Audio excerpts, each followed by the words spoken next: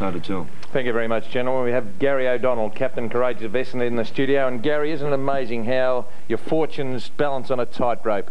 You missed by a 15th in Brisbane, Hawthorn miss out by a straight kick, and now you find yourself right in the action.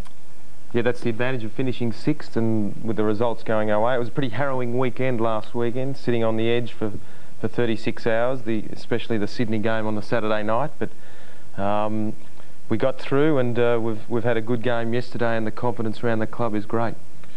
Now, Gary, obviously every team tries to have a good first quarter. It's axiomatic. You like that word, Bob? Oh, what about the votes, Ron? Give the votes, quick.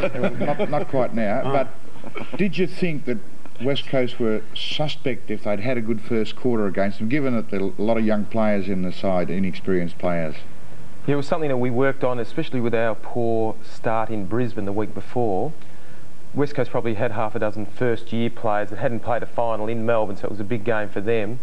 And one of them being Cousins as well. Like, he virtually had a millstone around his neck, didn't he, the poor kid with the Norwich Rising Star. And then to have a really focused Gavin Wanganeen on him, you know, you had to feel sorry for him. But that was an advantage that we could have exploited by starting well and just getting the crowd behind us as well, and going on with the game in that regard.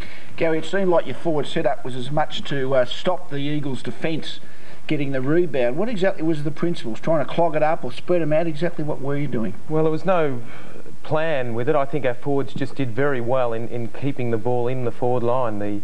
The pressure that some of the Eagles' backline players had on them forced mistakes, especially early. It was very good every time it hit the ground, and there wasn't a clear possession from a West Coast player, and it was a great start for our forward line. But you seem to be pulling them back to the full-back line and virtually disallowing or not allowing the Eagles to have a set half-back line. Yeah, I suppose that's probably one of their strengths, you know, with McKenna and you know, Hart and even Matera, who's played there this year, and you know, it was good to be able to negate those players. Now, Gary, it's a centenary year of the football, but you go back even further than that, your football dynasty, don't you? Yeah, a few years before the 1896, I had my great-grandfather Ted play, and he actually played in the first game between Geelong and Essendon, and earlier this year I was able to play for Essendon in the 100th one, so that was pretty good and something I'll cherish. But we go back a long way. Any further to go? Will we more to come through yet?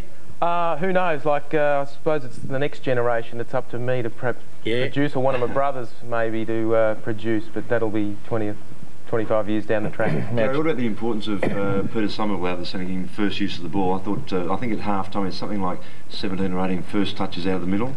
Gave you a good chance to get that ball going forward, didn't he? Great for us. And again, comparing us to last week, we were pretty poor in that area, and we just started very well.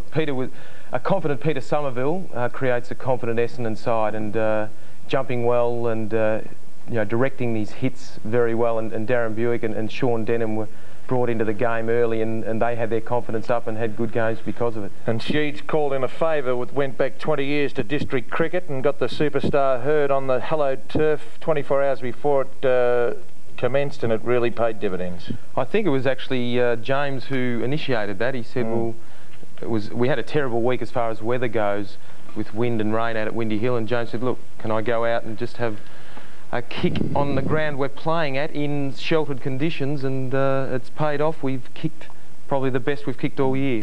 His goal after the siren at half-time, actually, I thought that signalled the end, the yibba-yibba for the West Coast.